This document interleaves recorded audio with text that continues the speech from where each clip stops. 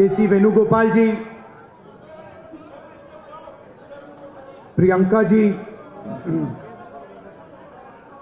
उदय भान जी, भूपेंद्र हुड्डा जी, कुमारी शैलजा जी, वरुण चौधरी जी, स्टेज पे कांग्रेस पार्टी के सीनियर नेता,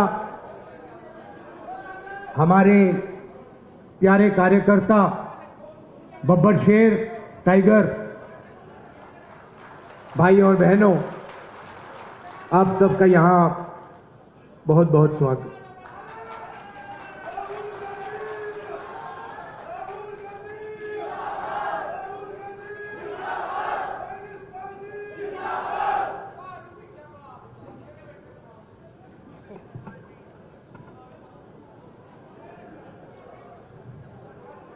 मैं सबका भाषण सुन रहा था।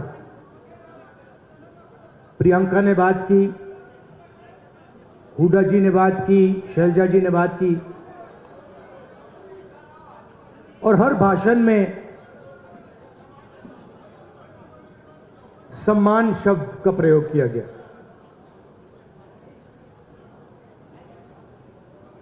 सम्मान जरूरी है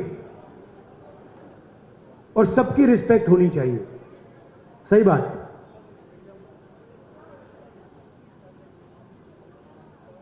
मगर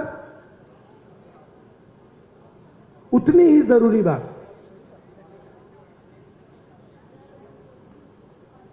जेब में, हमारे लोगों के जेब में कितना पैसा जा रहा है और जेब में से कितना पैसा खींचा जा रहा है। आपके पास सामान हो, मोदी जी आपकी 24 घंटा रिस्पेक्ट करें, मगर 24 घंटा आपके जेब में से पैसा निकलता जाए और आपके जेब में पैसा ना आए तो सामान हो सकता है मगर भूखे मर जाएंगे।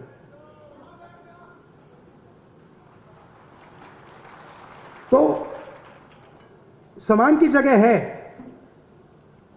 मगर मेरे लिए उतना ही जरूरी सवाल कि हमारे गरीब लोगों के जेब में उनके बच्चों के शिक्षा के लिए,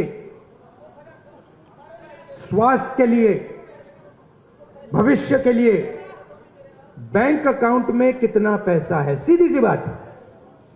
और आपको यह पूछना है कि क्या हमारे जेब से ज्यादा पैसा निकल रहा है या वापस जेब में ज्यादा पैसा अंदर आ रहा है। यह सिंपल सी बात है। और अगर निकल रहा है, खींचा जा रहा है, तो कैसे निकल रहा है, कौन निकाल रहा है, और अगर जेब में आ रहा है तो कौन डाल रहा है और कैसे डाला जा रहा है। आप सोचिए, अदानी जी के बारे में सोचिए। वो सुबह उठते हैं, खेत में मेहनत नहीं करते, फावड़ा नहीं चलाते, छोटे बिजनेस में काम नहीं करते, अच्छा खाना खाते हैं, सबसे बड़े महलों में रहते हैं, और हर सुबह 24 घंटा उनके बैंक अकाउंट में धड़ाधड़ धड़ाधड़ धड़ाधड़ धड़ाधड़ पैसा आता है, नॉन स्टॉप। मतलब जैसे सुनामी आती है ना, वैसे ही उनके बैंक अकाउंट में पैसा घुस रहा है। और जितना ही पैसा उनके बैंक अकाउंट में सुनामी जैसे घुस रहा है, उतना ही पैसा आपके बैंक अकाउंट में से तूफान जैसे पैसा निकलता जा रहा है। आप कहते हो भाई महंगाई बढ़ गई, पेट्रोल के दाम बढ़ गए, प्याज के दाम बढ़ गए। किसान कहता है धान खरीदा नहीं जा रहा, कोई कहता है मुझे रोजगार नहीं मिल रहा। अभी मैं अमेरिका गया, अमेरिका में छोटे से घर में छोटे से कमरे में, मतलब 10 फुट 15 फुट बाय 15 फुट, उसके अंदर 15-20 हरियाणा के युवा। मैंने आपसे पूछा ये अमेरिका में क्यों बैठे, ये हरियाणा से क्यों भागे? उनसे मैंने पूछा, पता नहीं आपने वीडियो देखा नहीं देखा, उनसे मैंने पूछा भैया बताओ हरियाणा में इतनी कमी क्या है कि आप गए? कहते हैं राहुल जी हम सिर्फ गए नहीं, जान पर खेल कर गए। पहले हम टर्की गए, टर्की के बाद हम कजाकिस्तान गए, कजाकिस्तान के बाद हम कोलंबिया गए, कोलंबिया के बाद सूरीनाम के बाद पनामा। पूरी दुनिया में चक्कर काटे, बोट में गए, बोट डूब गई, हमारे दोस्त मरे, हमारे आंखों के सामने डूबे, जंगल में माफिया के लोगों ने गोली मारी, जो चल नहीं पा रहा था उसको उड़ा दिया, खत्म कर दिया। हमने उसकी लाश देखी, वीडियो दिखाया उन्होंने। हमारे लॉयर ने कहा भैया इसको वीडियो को आप न मत दिखा देना। वहां पे एक साथ खाना पका रहे हैं, एक मुझे कहता है राहुल जी मैं ट्रेलर में रहता हूं, हर रोज कोई ना कोई आकर मुझे पीट देता है, हर रोज कोई ना कोई आकर मुझे लेते हैं और रात को आकर मुझे मारते हैं। दूसरा कहता है भाई राहुल जी मेरा एक्सीडेंट हो गया, मेरा पूरा पेट बाहर निकल गया, मैं चल नहीं पाता हूं। उन्होंने मुझे कहा जाके हमारे परिवार से मिलिए। मैंने कहा क्यों? कहते हैं राहुल जी हम इनको 10 साल के लिए नहीं मिल पाएंगे, 10 साल के लिए हम ना अपने माता, ना अपने पिता, ना अपने बच्चों को देख पाएंगे, क्योंकि अगर हम वापस गए तो वापस अमेरिका नहीं आ पाएंगे। मैंने पूछा कितने पैसे लगे, मतलब जेब से कितना पैसा निकला रोजगार ढूंढने के लिए? कहते 50 लाख रुपए लगे। मैंने कहा कहां से आए? आधे कहते खेत बेचकर, दूसरे कहते हैं लोन लिया। लोन किस रेट पर लिया? 2% प्रति महीना, मतलब साहूकार से लोन लिया। अगर कोई 2% प्रति महीना लोन ले लेता है वो बच नहीं सकता, उसमें डूबेगा वो।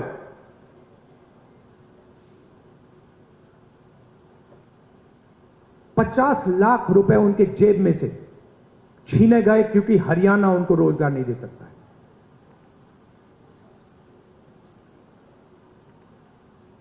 कहां गए? किसके हाथ में गए? क्यों गए? फिर मैं वापस आया, वायदा किया था, करनाल गया, 5 बजे सुबह परिवार से मिला, वीडियो कॉल चल रही है। मैं सोच रहा हूं ये हो क्या रहा है? एक तरफ अमेरिका में डैलस में 20-25 युवा, हिंदुस्तान का फ्यूचर वहां बैठा हुआ है, इस तरफ माताएं, बहनें, बेटे, हम बातचीत कर रहे हैं। मैं परिवार से बोल रहा हूं और बात करते हुए एक छोटा सा लड़का दौड़ता हुआ कंप्यूटर के पास जाता है, कंप्यूटर को ऐसे पढ़ता है, पकड़ता है, चिल्लाता है पापा पापा पापा पापा वापस आओ। पापा मुस्कुरा रहा है। मैंने देखा ये मुस्कुराना नहीं चाहता, ये रोना चाहता है, मगर इसको अपने बेटे के सामने मुस्कुराना पड़ रहा है। क्यों?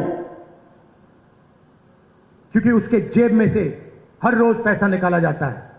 उसे कहा जाता है महंगाई है। क्यों है? क्योंकि अंबानी और अदानी जैसे लोग हिंदुस्तान के किसानों से, मजदूरों से उनका हक छीनते हैं, उनकी कमाई का पैसा छीनते हैं। हर रोज होता है। नया कानून बनता है, कहा जाता है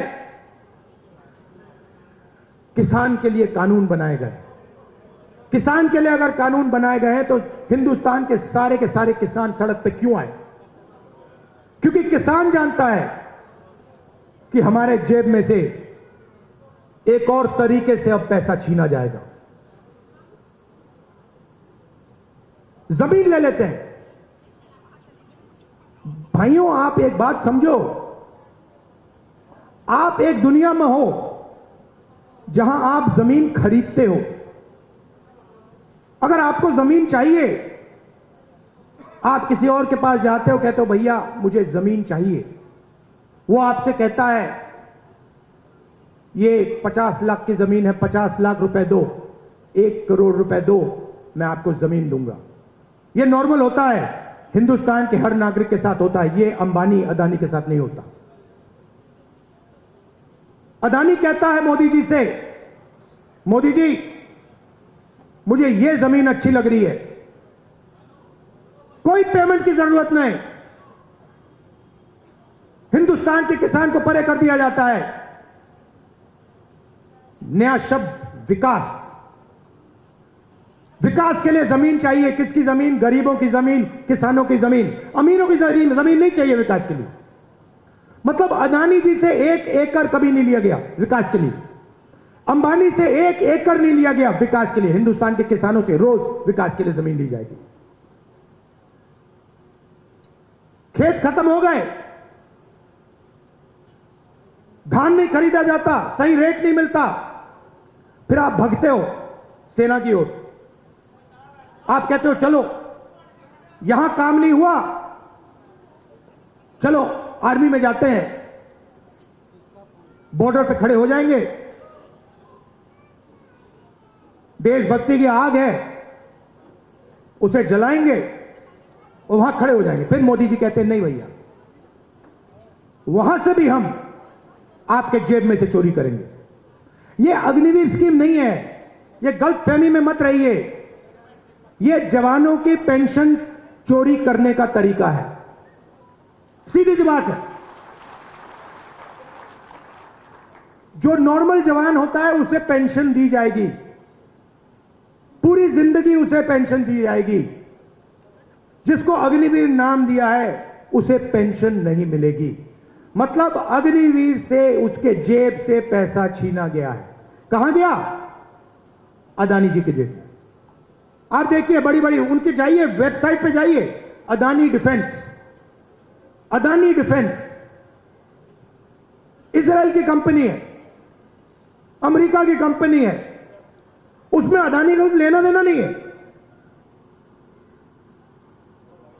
इजराइल की कंपनी हथियार बनाती है,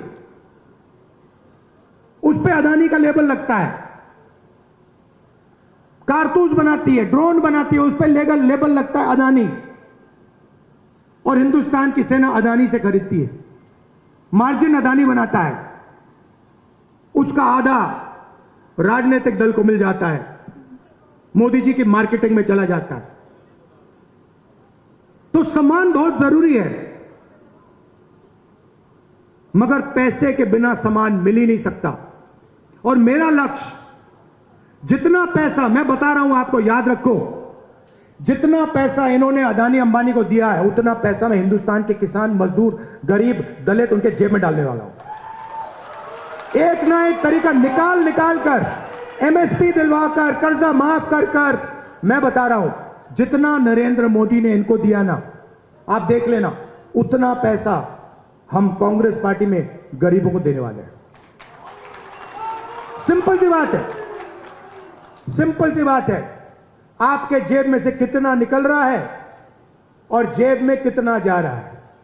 लोकसभा चुनाव में हमने बात कही, मैं आपको बताऊं मजे की बात।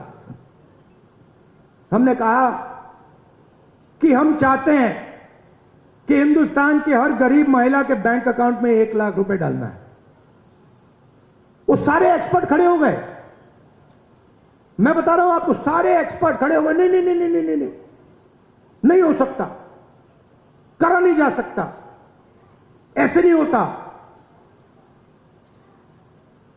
मैंने उनसे कहा देखो भैया, आप एक्सपर्ट हो, आपको जो बोलना है बोल दो, मगर 1 लाख रुपया हिंदुस्तान की गरीब महिलाओं को बैंक में जाएगा। आपको अच्छा लगे ना लगे, आपको जो कहना है, जो करना है कर लो, मुझे कोई फर्क नहीं पड़ सकता। अगर 16 लाख करोड़ रुपया अदानी जैसे लोगों का कर्जा माफ हो सकता है, तो मैं बता रहा हूं 16 लाख करोड़ रुपया आपका कर्जा माफ हो सकता है।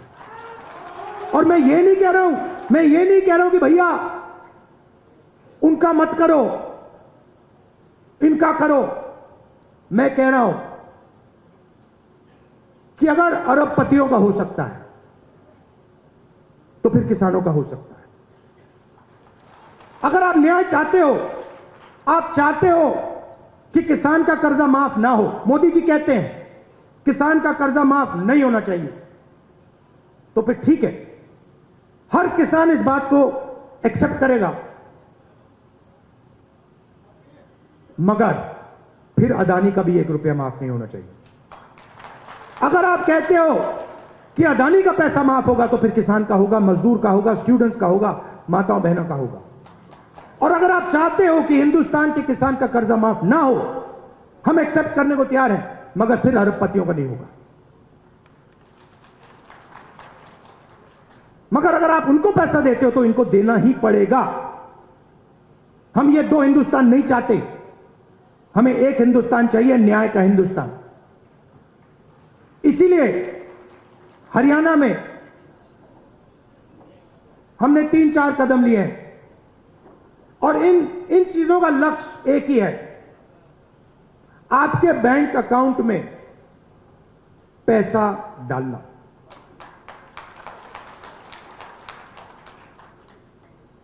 सबसे पहले महिला शक्ति योजना, 2000 रुपए हर महीने महिलाओं के बैंक अकाउंट में। आजकल गैस सिलेंडर कितने का है?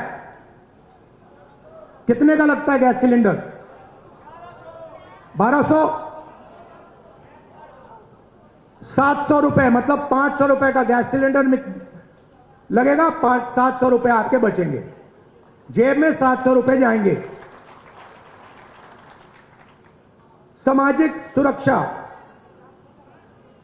जो ओल्ड पेंशन स्कीम है, उसको हम फिर से लागू करेंगे, और 6000 रुपए हर महीने के विधवाओं को, बुजुर्ग लोगों को और डिसेबल्ड लोगों के बैंक अकाउंट में जाएगा। युवाओं के लिए सरकार में 2 लाख खाली रोजगार है, 2 लाख पोजीशन, मतलब 2 लाख लोगों के जेब में से नरेंद्र मोदी जी ने पैसा काट रखा है। 2 लाख युवाओं को हम वो सरकारी पोजीशन देने जा रहे हैं, और सबको, हर जात को, सब लोगों को न्याय के साथ, रिस्पेक्ट के साथ ये 2 लाख पोजीशन दी जाएंगी। सीधा आपके जेब में पैसा जाएगा हर महीने बैंक अकाउंट पे। किसान को गारंटीड एमएसपी हरियाणा में, और जो अभी आपका धान नहीं खरीदा जा रहा है, चुनाव खत्म होते ही, कांग्रेस की सरकार आते ही आपके बैंक अकाउंट में धान के लिए पैसा जाना शुरू हो जाएगा। 100 गज के प्लॉट 3.5 लाख रुपए, 2 बेडरूम के मकान के लिए गरीब लोगों के लिए हम देने जा रहे हैं। 300 यूनिट फ्री बिजली, और 25 लाख रुपए हेल्थ इंश्योरेंस के लिए हरियाणा की सरकार हरियाणा के गरीब लोगों को देगी। ये देखिए, और आखिरी बात, जो सबसे जरूरी बात, जाति जनगणना। मुझे यह पता लगाना है कि इस देश में कौन से जात के कितने लोग हैं। आप देखिए, आज दिल्ली की सरकार देखिए, 90 अफसर हिंदुस्तान की सरकार चलाते हैं। ओबीसी की आबादी कम से कम 50%, दलित की आबादी 15%, आदिवासी 8%, माइनॉरिटी 15%, उसको आप जोड़ेंगे 90% हो जाता है। 90 अफसर में से जो हिंदुस्तान के बजट को बांटते हैं, सब निर्णय लेते हैं, जो हमें आके कहते हैं कि भैया नहीं, गरीबों को पैसा नहीं दिया जा सकता, नहीं किसानों का कर्जा माफ नहीं किया जा सकता, नहीं बीमा का पैसा नहीं एकदम नहीं दिया जा सकता, वही लोग 90 में से 3 ओबीसी वर्ग के हैं। आबादी 50%, 90 में से 3 और 5% बजट का निर्णय वो लेते हैं और पीछे छोटे छोटे कमरों में उनको बंद कर रखा है। बड़ी मिनिस्ट्री में नहीं मिलेगी उनको, छोटी सी मिनिस्ट्री मिलेगी। बड़ी मिनिस्ट्री में वही 8-9% के लोग, उन्हीं परिवारों के लोग, काम चलता जाएगा।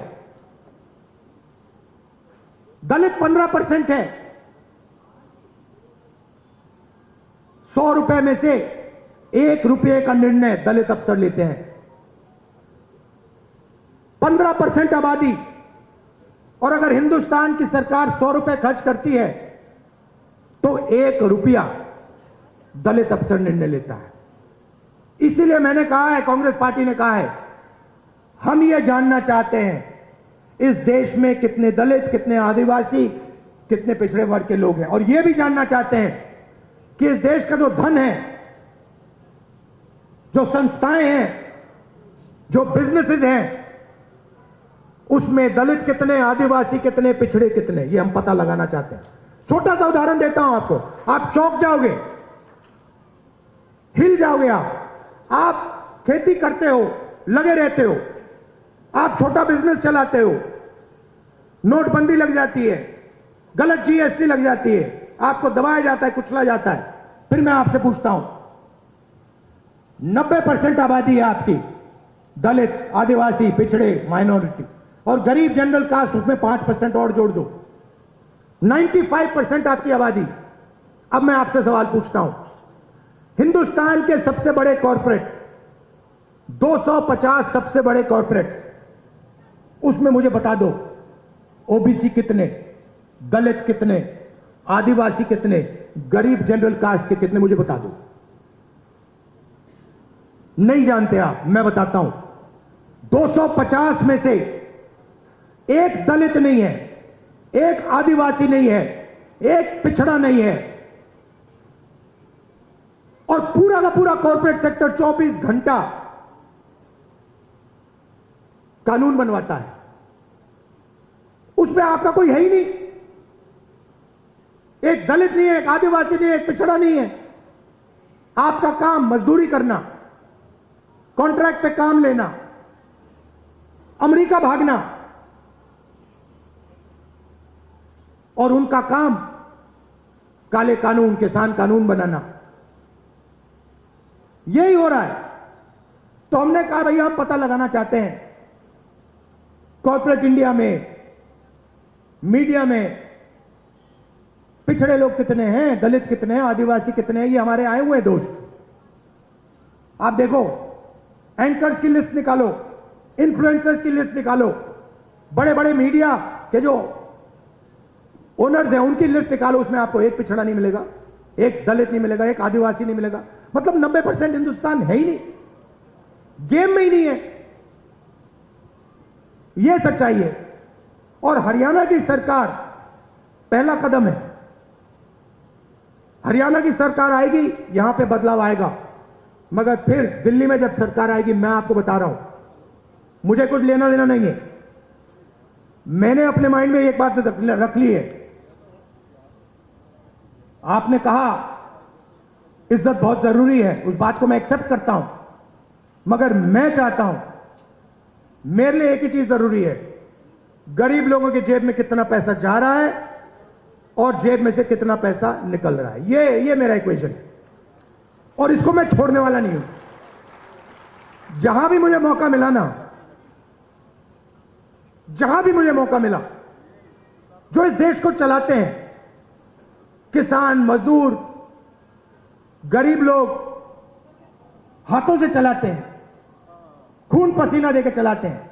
जहां भी मुझे दिखाओ उनके बैंक अकाउंट में पैसा डला है।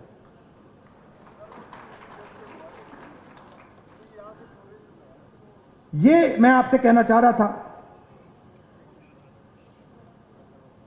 मैंने आपको धान की बात बताई कि जैसे ही हमारी सरकार चुनी जाएगी वैसे ही धान का पैसा आपके बैंक अकाउंट में आना शुरू हो जाएगा। दूसरी बात, सरकार बनेगी तो 36 बरादरियों की सरकार बनेगी, सबकी सरकार बनेगी, न्याय की सरकार बनेगी और भागीदारी सबको दी जाएगी। और आखिरी बात, ये जो बीच में इंडिपेंडेंट पार्टी आ रखी हैं, छोटी छोटी पार्टियां हैं, ये सब बीजेपी की पार्टी है। इनका रिमोट कंट्रोल इनके हाथ में है। लड़ाई बीजेपी और कांग्रेस के बीच में है, विचारधारा की लड़ाई है। एक तरफ न्याय, दूसरी तरफ अन्याय, एक तरफ किसानों का हित, गरीबों का हित, मजदूरों का हित, और दूसरी तरफ अदानी जी और अंबानी जी जैसे लोगों का फायदा। यह मोदी जी की सरकार नहीं है, यह अदानी जी की सरकार है। यह बात याद रखिए। और हरियाणा में अदानी जी जैसे लोगों की सरकार नहीं चाहिए। किसानों की, मजदूरों की, गरीबों की सरकार चाहिए। जब भी आपको मेरी जरूरत हो, पार्लियामेंट में भाषण करवाना हो, कोई मुद्दा हो, आपका सरकार पर प्रेशर डलवाना हो, यहां हरियाणा में आके आपसे बात करनी हो, आपको सिर्फ ऑर्डर देना है। आपको कहना है राहुल इधर आओ, मैं हाजिर हो जाऊंगा। आप सबका दिल से बहुत बहुत धन्यवाद। नमस्कार, जय हिंद। और कांग्रेस के कार्यकर्ता, नॉर्मली क्या होता है, आमतौर से क्या होता है, बब्बर शेर अकेले दिखते हैं।